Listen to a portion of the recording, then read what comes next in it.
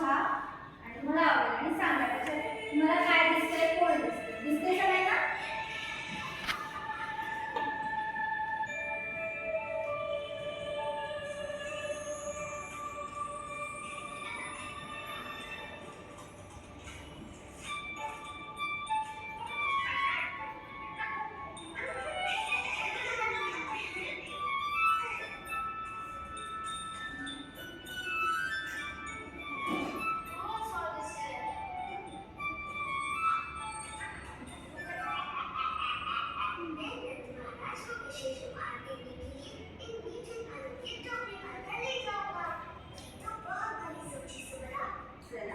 सांगा बरं काय कुठलं कार्टून आहे किंवा काय सांगितलेलं?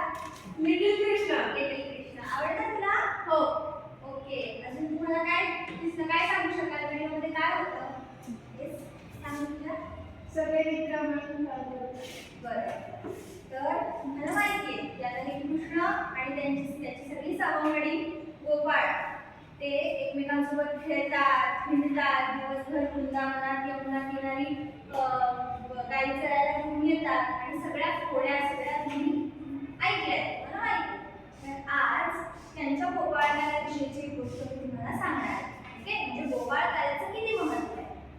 तर ही सगळी मंडळी कृष्ण आणि त्याची सवंगडी अशी आली नदी किनारी, यमुना किनारी गाई चरायला घेऊन आली, खेळतायत, त्यांचे इकडे गाई चरतायत, कृष्ण सुद्धा छान बासरी वाजवतोय, असं सगळं चाललंय.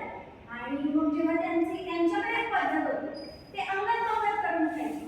असं नाही की तू तुझं खा, मी माझं खा. आपण करतो की नाही शाळेत कधी कधी शनिवारी ठरलेलं असतं की सगळ्यांनी मुरमुरे घेऊन या, कोणी शेव घेऊन या, कोणी कांदा टमाटर घेऊन या, आपण छान वेळ करतो. तशी ते अंगण करत असायचे. मग त्यांच्याकडेची पदार्थ काय होती बरं? तर त्यांच्या घरी आई दूध काढायची, ताक घुसळलं जायचं, लोणी असायचं, दही असायचं, पोहे असायचे, त्यांच्याकडचे पदार्थ असायचे. मग ते एक जण एक घेऊन यायचं, ते सगळं एकत्र करायचे, कापड घ्यायचे, त्याच्यावर सगळं एकत्र व्हायचं, सगळं मिसळलं, त्याचा गोपाळकाला केला की तेच त्यांचं जेवण व्हायचं. पण तो गोपाळकाला इतका सुंदर असतो. आपणही बघा जेव्हा गोकुळाष्टमीला नवमीला गोपाळकाला करतो तेव्हा आपण वेगळं घरी दूध पोहे खातो, दही पोहे खातो, त्याची चव वेगळी. पण ती सगळ्यांनी एकत्र करून खाल्लेल्या गोपाळकालाची चव नेहमी वेगळी असते. तर असा ते गोपाळकाला करायचे. एक दिवस हे जे स्वर्गातले इंद्र ब्रह्म हे सगळे जे होते ना, त्यांनी काय विचार केला की हा गोपाळकाला ना काहीतरी विशेष आहे याच्यामध्ये, ह्याची चव आपण एकदा तरी घेतली पाहिजे. पण कृष्ण काही साधा होता का? किती लबाड, किती हुशार, तो काही आपल्याला घेऊन देणार नाही आपण त्याच्याकडे गेलो असं तर. काय करूया काय करूया काय करूया. मग त्यांनी एक कल्पना केली. म्हणे हे आता जेवण करतील, गोपाळकाला खातील आणि हात धुवायला नदी किनारी येतील, नदीत हात धुतील ना, मग आपण नदीतल्या माशांचे रूप घेऊ आणि ते मासे बनवू आपण आणि आपल्याला त्या गोपाळकाल्याची चव मिळेल. हे आले सगळे देव मासे बनवून माशाचा अवतार घेतला. पण कृष्ण इतका हुशार होता, त्याला सगळं माहिती होतं.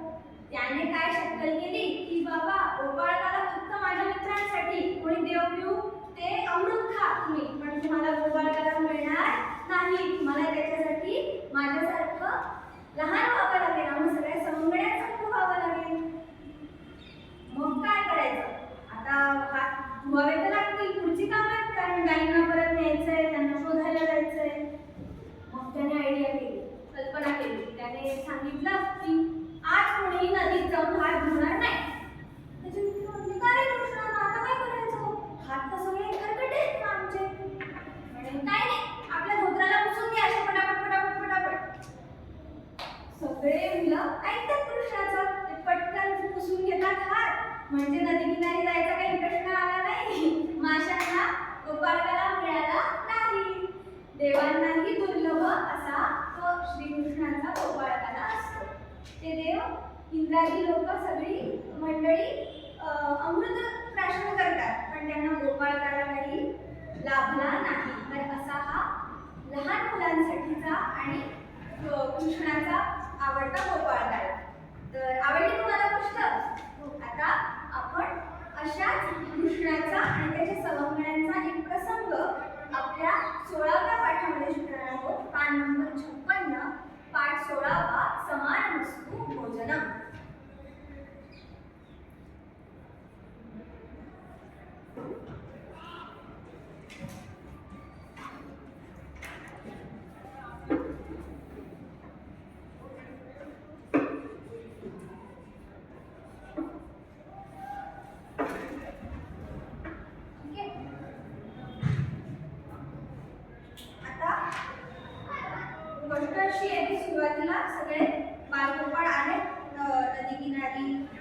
रोज गाईचं गायला घेऊन आले.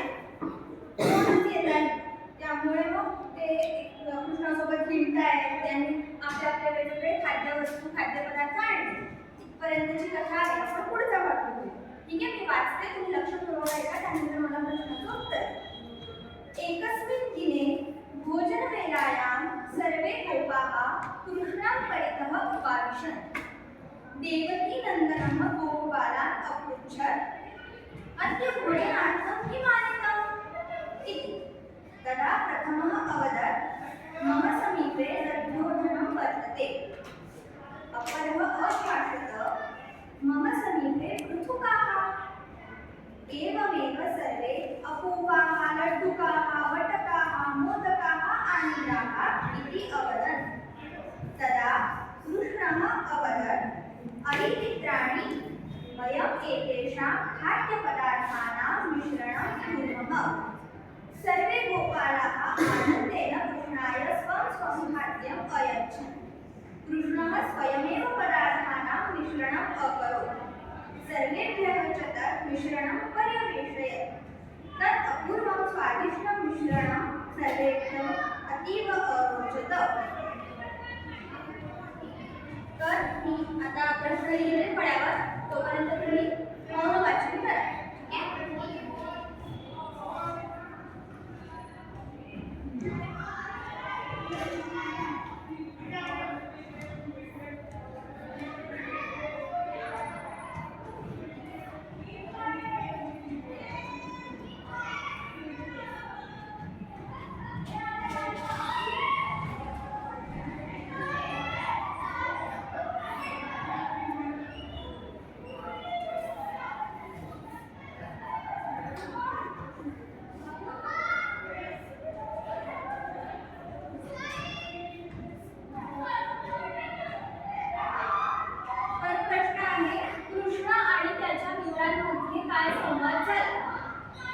मी आता धडा वाचला. कोण सांगू शकेल काय घडलं झालं कृष्ण आणि त्याच्या मित्रांमध्ये? सांग तुझा. कृष्णाने त्यांना विचारलं की तुम्ही जेवायला काय काय आणलंय, आणि त्यांनी सगळ्यांनी उत्तरं दिली. करेक्ट, शाबास. तर आता आपण प्रत्येक शब्दातून प्रत्येक वाक्याचा अर्थ बघूया. ठीक आहे? तर एकस्मिन् दिने भोजनवेलायां सर्वे गोपाः कृष्णं परितः उपाविशन्. ओके, आता एकस्मिन् हे संख्या विशेषण आहे. ठीक आहे, एकस्मिन् म्हणजे एक म्हणजे एकम. या नपुंसकलिंगी शब्दाचं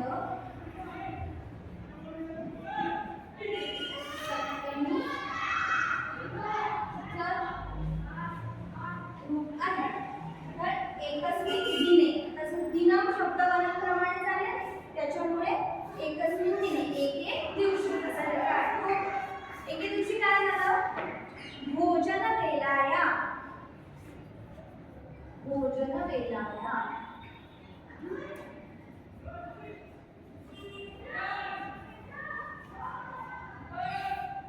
हे समास झालाय. तो समास आपण आठवूया.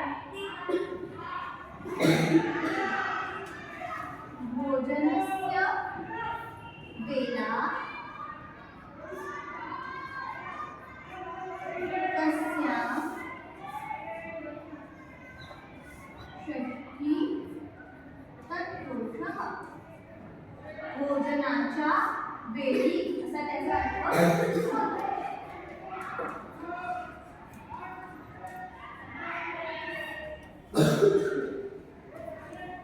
भोजनाच्या वेळी काय झाले? सर्वे गोपाः, सर्व शब्दाचं प्रथमा बहुवचनाचं रूप सगळे गोपाः.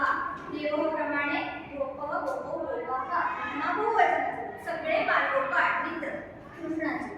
कृष्ण परितः, आता परितः हे अव्यय बघूया.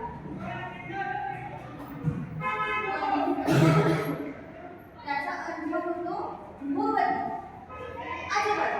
ठीक आहे,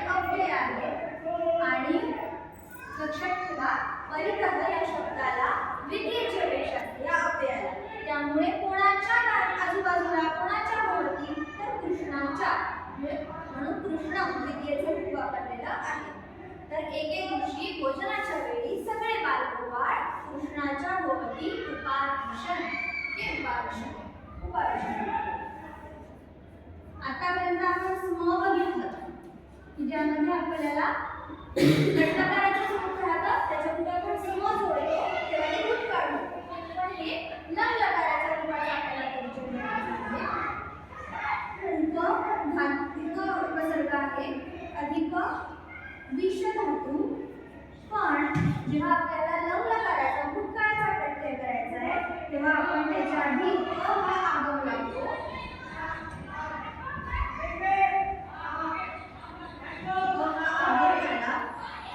आणि उप अधिक अविष असं रूप तयार झालं आणि त्याचं लंग लकार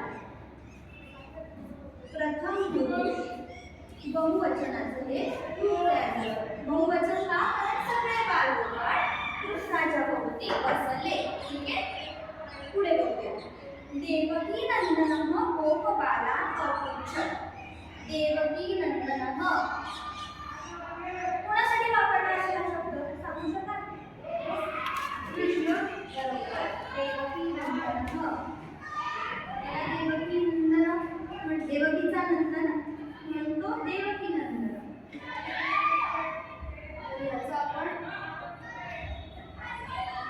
समास झाला इथे तो बघूया. देवक्याः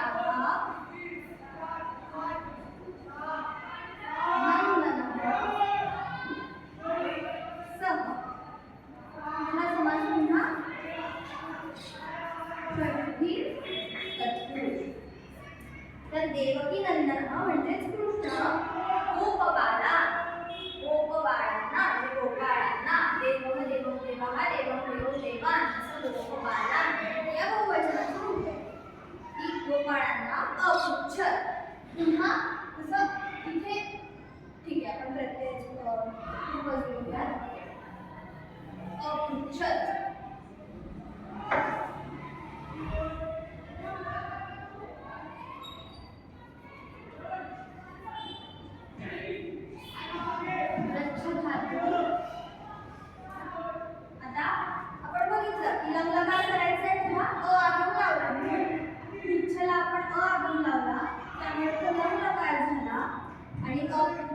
हे प्रथम पुरुष एकवचनाचं रूप झालं कारण आता फक्त कृष्णच विचारतो नाही.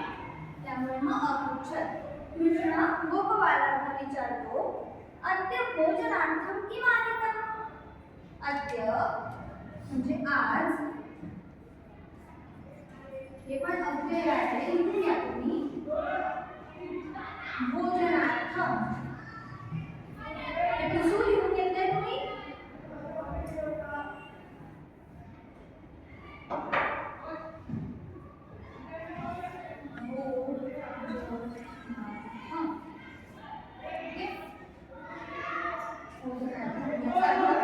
समास काय झाला तो बघूया.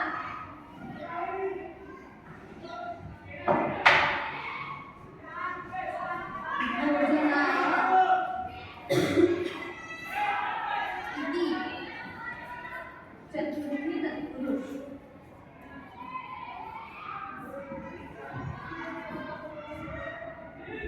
तर भोजनासाठी याचा अर्थ होतो भोजनासाठी. काय विचारतो कृष्ण? आज भोजनार्थम भोजनासाठी किम आनीतम्. किम प्रश्नार्थक नपुंसकलिंगी सर्वनाम प्रथमा एकवचनातून काय आणलंय बरं तुम्ही? आनीतम् म्हणजे आणले. तर आता एक एक जण उत्तर देतो. बघा हा. तदा तेव्हा अव्यय आहे.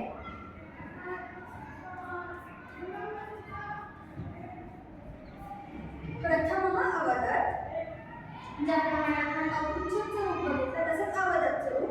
पहिला जण म्हणाला मम समीपे दध्योदनं वर्तते. मम अस्मत् सर्वनामाचं षष्ठी एकवचनाचं रूप माझ्या समीपे. आता समीपे हे सुद्धा अव्यय आहे.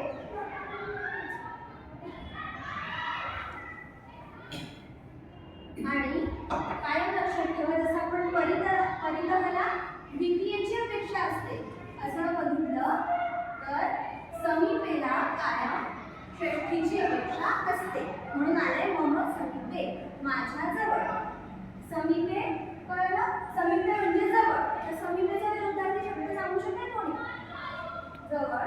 समीपे दूर, दूरे. समीपे षष्ठसप्तमी म्हणून. समीपे दूरे. तर माझ्याजवळ दध्योदनम.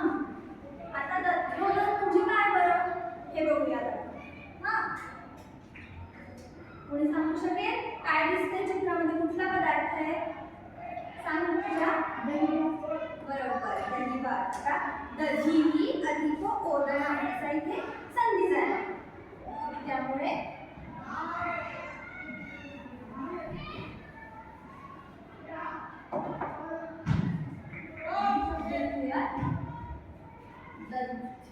दध्योदनम अर्थात दही भात. वही लिहून घ्या तुम्ही. ही नवीन शब्द आहेत काय?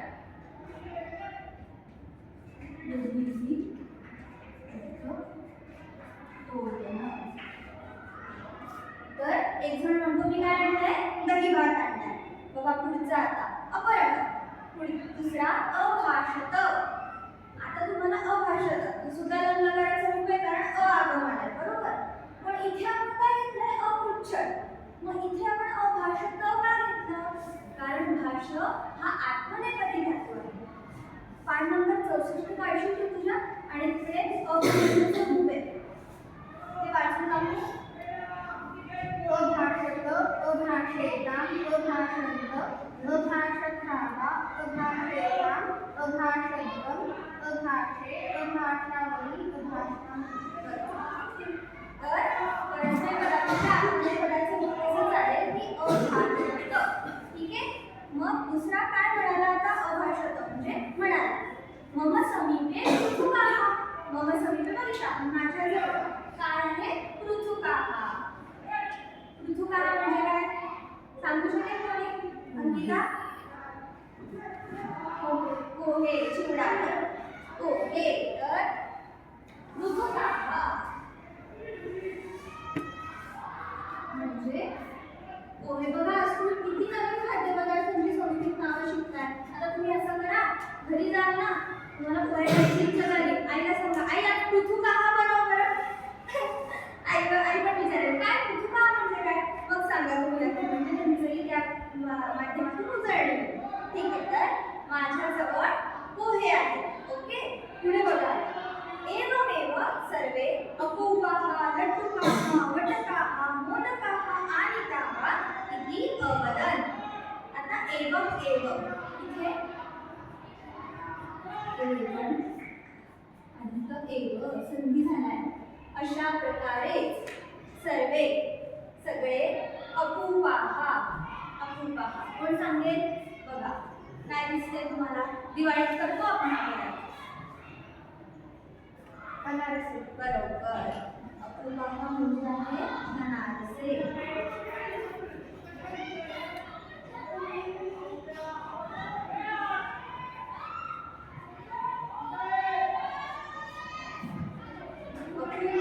त्यानंतर आहे लड्डुकाः. लड्डुकाः ओळखताय तुम्हाला? लड्डू हिंदी शब्द आहे. बरोबर.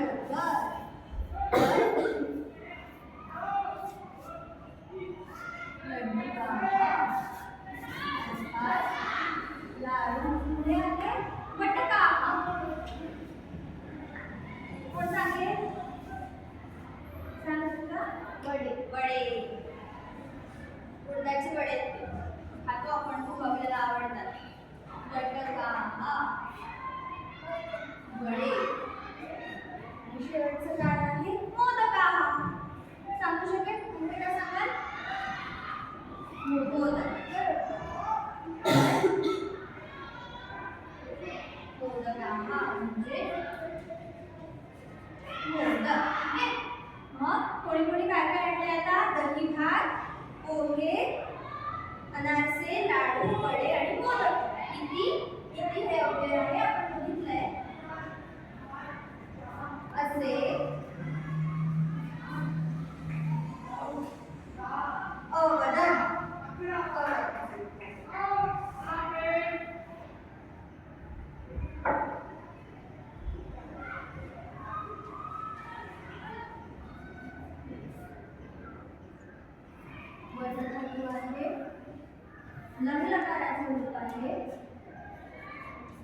प्रथम पुरुष बहुवचन.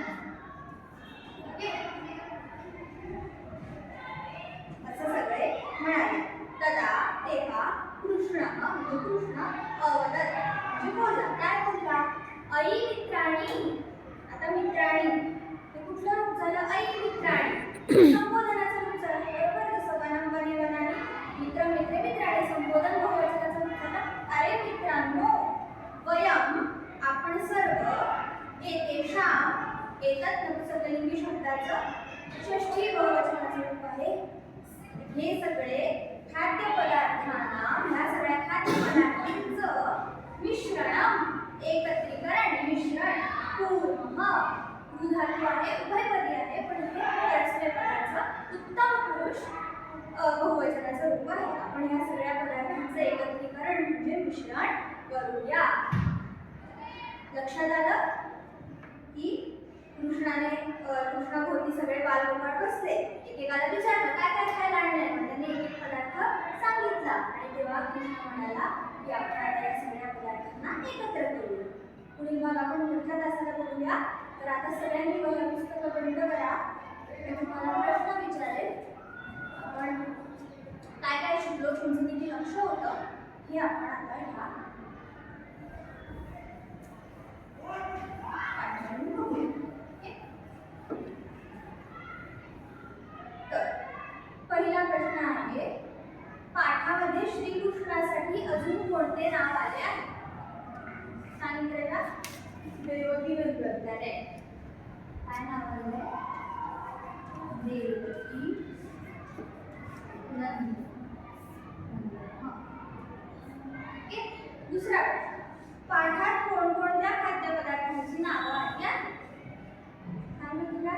दध्योदनम, अपुकाहा, मोदकाहा, वटकाहा, पटुकाहा, लडकाहा. वा वा वा, पाठच केलं तू. वा वा, ठीक आहे. मी आता सगळे नाही लिहिली, पण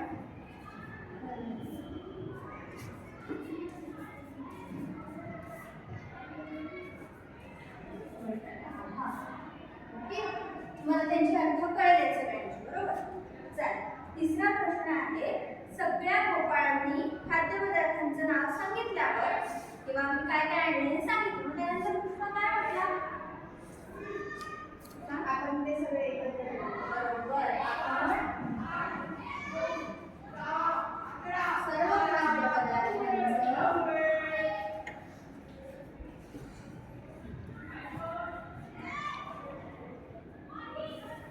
मिश्रण करूया.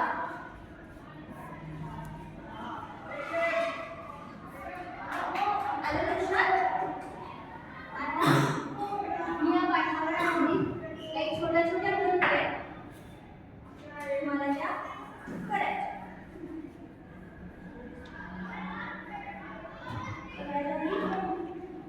जोड्या लावायच्या. आपण आता मराठी कोण करेल?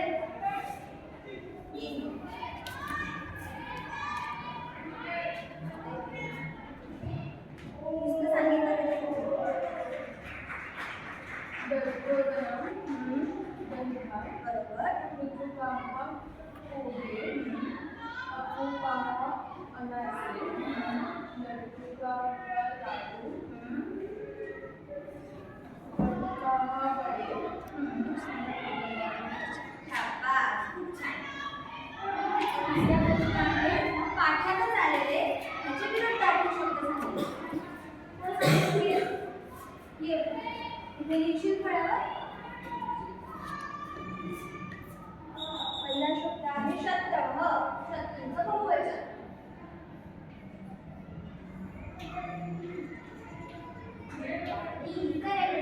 प्राणी असं म्हणतो ना तो त्याच्या मित्रांना. दुसरा आहे दुरे. बरोबर, आपण आपल्या अभ्यास समजेल. चला, तुमचा अभ्यास छान झालेला आहे, तुम्ही लक्ष दिलेलं आहे, आपल्याला दिसतं. तर आता तुमचा गृहपाठ जो उर्वरित धडा आहे तो वाचून या. पूर्ण धडा वाचा. उर्वरित धड्यामध्ये तुम्हाला जे नवीन शब्द वाटतायत, ज्याची रूपं कळत नाहीये, ती तुम्ही ते शब्द अधोरेखित